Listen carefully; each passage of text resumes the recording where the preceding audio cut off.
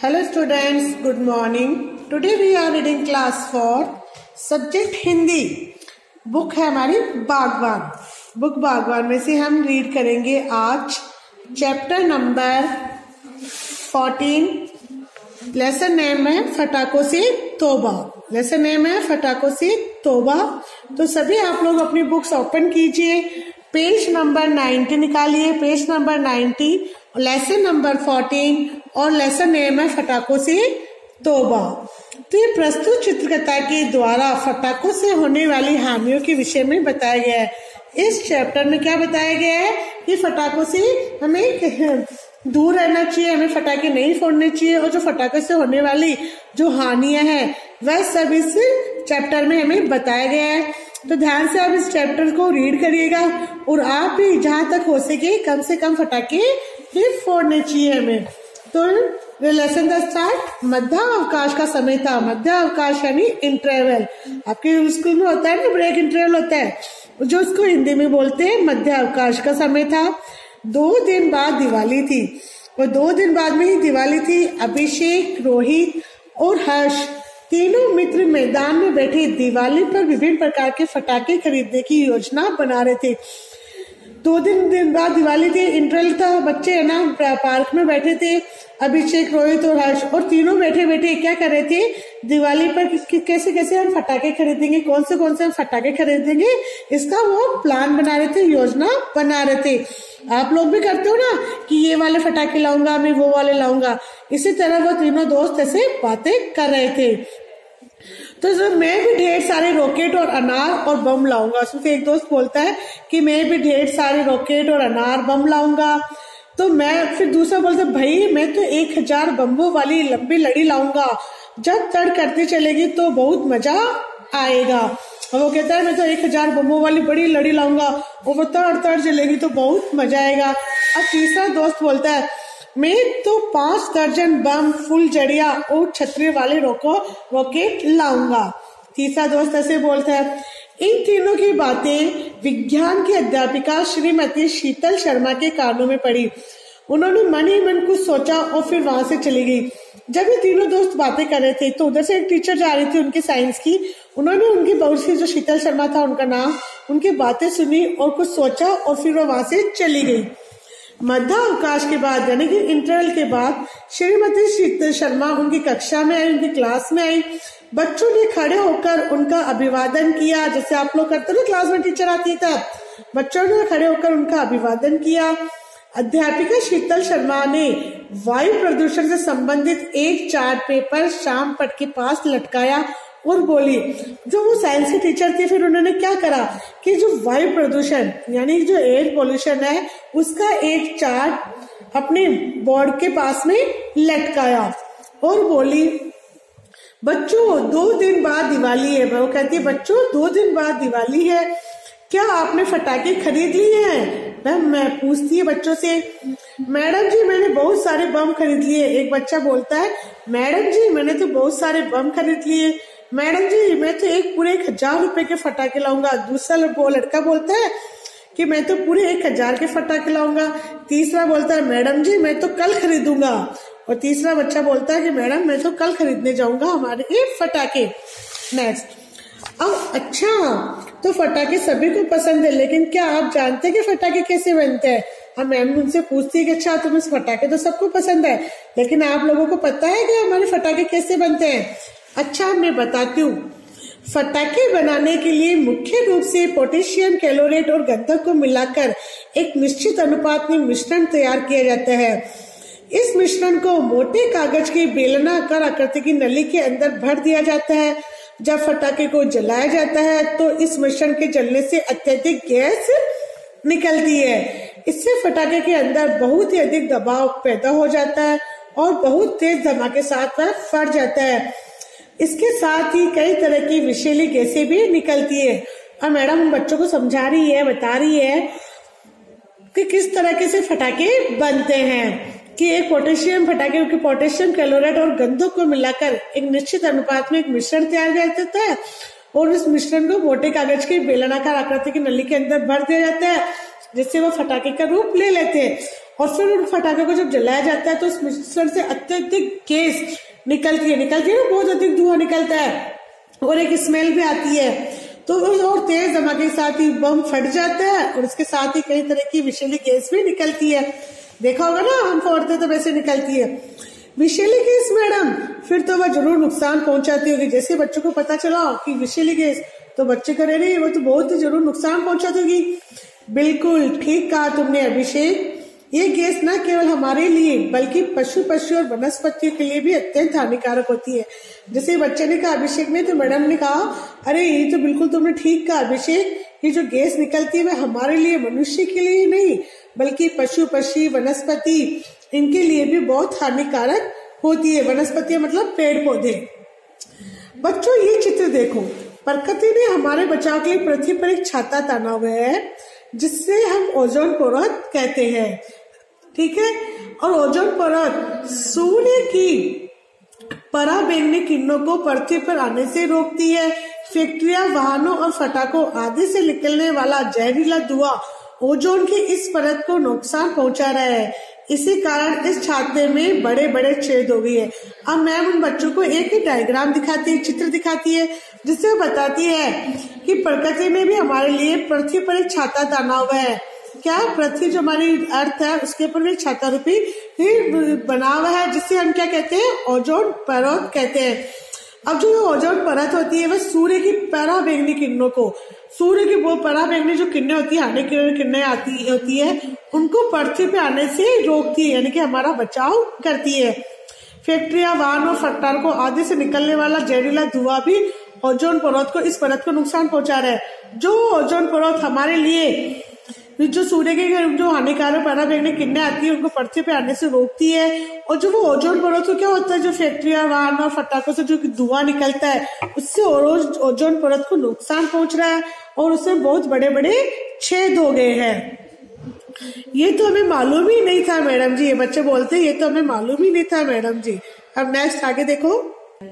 ठीक कहा अभिषेक, यदि फैक्ट्रियां, वाहनों, पटाखों का धुआं इसी तरह निकलता रहे तो मालूम है क्या होगा? नहीं मैडम, फिर तो मैडम जी जो हम पटाखे चलाएंगे उनका धुआं तो ओजोन परत को ही नुकसान पहुंचाएगा। बच्चे बोल रहे हैं इस धुएं के कारण ओजोन परत पर बने छेद और भी बड़े हो जाएंगे। परिणाम ये होगा कि सूर्य की पराबैंगनी किरणें फसलें और पशु पक्षियों को ही नहीं बल्कि समस्त मनुष्य जाति को भी बर्बाद कर देगी। मैम कह रही कि इस ओजोन परत पर अगर बने छेद और भी बड़े हो जाएंगे, अभी तो छोटे ही है लेकिन जैसे जैसे और भी बड़े हो जाएंगे तो इससे क्या होगा कि सूर्य की पराबैंगनी किरणें फसलों, पशु पक्षियों को ही नहीं बल्कि हम समस्त मनुष्य जाति को भी बर्बाद कर देगी। इतनी खतरनाक पराबैंगनी किरणें निकलती है सूर्य की, जिससे हमारी रक्षा कौन करता है? ओजोन परत। तो फिर अरे बाप रे हम लोगों का क्या होगा? ठीक है, फिर बच्चे बोलते हैं अरे बाप रे फिर हम लोगों का क्या होगा? तो वही तो मैं बता रही हूँ, मैम बोलती है कि वही तो मैं बता रही हूँ, धुएं से होने वाले इस वायु प्रदूषण से श्वास रोग, क्षय रोग, हृदय रोग जैसी बीमारियां फैल सकती है। और इस धुएं से क्या हो सकती है? हमें श्वास रोग यानी कि सांस लेने में तकलीफ, क्षय रोग, टीबी का रोग, हृदय रोग यानी हार्ट अटैक जैसी बीमारियां फैल सकती है। तो क्या हमें भी ये बीमारियां हो सकती है? बच्चे कहते तो क्या हमें भी बीमारियां हो सकती है? मैम हाँ, मैम कहती है हाँ हो सकती है। और यही नहीं, पटाखे चलाने से ध्वनि का स्तर भी निर्धारित सीमा से अधिक हो जाता है। ध्वनि का स्तर मतलब बहुत तेज अधिक आवाज आती है। कभी कभी ये बहरेपन का कारण भी बन जाती है और इतनी तेज भयानक आवाज से कभी कभी हम बहरे भी हो जाते हैं, बहरेपन का कारण भी बन जाता है। पैसा भी खर्च करे और मुसीबत भी मोल ले का कहो ये कहाँ की बुद्धिमानी है? अच्छा कहते हैं कि हम पैसा भी खर्च करें और पैसा और क्या मुसीबत भी मोल लेते हैं, कहाँ की बुद्धिमानी? ऐसी बच्चा सोचता है। अब हम समझ गए पटाखे खरीदने की गलती अब हम नहीं करेंगे। बच्चे कहते हैं अब हम पटाखे खरीदने की गलती कभी नहीं करेंगे। तभी एक छात्र बोला तो फिर हम दिवाली कैसे मनाएंगे? अब पटाखे नहीं फोड़ेंगे तो हम दिवाली कैसे मनाएंगे? सुनो, दूसरा बच्चा कहता है मैं बताता हूँ, पास ही की कुछ झोपड़पट्टी है, वहाँ रहने वाले गरीब बच्चों को हम मिठाई और खिलौने पेट भर कर आएंगे, उनको इतना देख के आएंगे, उनको मिठाई और खिलौने भेंट करके आएंगे, उनको हम गिफ्ट करके आ जाएंगे। ये सुनकर श्रीमती शर्मा बहुत खुश हुई। शाबाश, उन बच्चों की मुस्कान तुम सबकी जिंदगी को अनोखी खुशियों से भर देगी। तब आपको पता चलेगा कि देने में भी सुख होता है। मतलब कि हमें जैसे पटाखे फोड़ने से ज्यादा अगर हम किसी को, बच्चों को, गरीब बच्चों को उनकी मदद करेंगे, उनको मिठाई देंगे, उनको बहुत से गिफ्ट देंगे, तो जो बच्चे खुश होंगे तो हमें भी लगेगा कि इससे बहुत हमें भी अपने को खुशी मिलेगी। ठीक है, तो नेक्स्ट यस, तो अब पता चल गया क्या कि हमें पटाखे नहीं फोड़ने चाहिए और दूसरे की मदद करनी चाहिए। अब हम करेंगे इसके शब्द। मध्य अवकाश यानी आधी छुट्टी, जिसे इंग्लिश इंटरवल करते हैं। अभिवादन, प्रणाम या नमस्कार। मिश्रण, दो या उससे अधिक चीजों को एक साथ मिलाना, उसे कहते हैं मिश्रण, मिक्स करना। घातक यानी मारने वाला। बेलनाकार यानी बेलन के आकार वाला। विषैली यानी जहरीली, विषैली मतलब जहरीली। क्षयरोग यानी तपेदिक की बीमारी, जिसे कि टीबी की बीमारी भी बोलते हैं। मुसीबत मोल लेना यानी झंझट को बुलाना। वनस्पति, पेड़ पौधे, बताया था मैंने आपको। संबंधित, संबंध रखने वाला। हानिकारक, नुकसान करने वाला। मुसीबत, परेशानी। मोल लेना यानी कि खरीदना। पराबैंगनी किरण यानी सूर्य से निकलने वाली हानिकारक रोशनी। पराबैंगनी किरण किसे कहते हैं? जो सूर्य से निकलने हानिकारक रोशनी होती है सूर्य से, उसे कहते हैं पराबैंगनी किरण। निर्धारित, निश्चित या ठीक। ठीक है, अब हम इसके करेंगे क्वेश्चन आंसर। ये शब्दार्थ है, आप आपकी नोटबुक में कर लेना। अब निम्नलिखित प्रश्नों के उत्तर लिखो। क्या है? फटाके कैसे बनते हैं? उन्हें जलाने से क्या होता है? फटाके मुख्य रूप से पोटेशियम क्लोराइड और गंधक को मिलाकर एक निश्चित अनुपात में मिश्रण तैयार करके बनाए जाते हैं। जब फटाके को चलाया जाता है तो इस मिश्रण के जलने से अत्यधिक गैस और कई तरह की विषैली गैस निकलती है। फिर क्वेश्चन नंबर 2, फटाकों से निकलने वाली रासायनिक गैस और धुआं किस प्रकार हानिकारक है?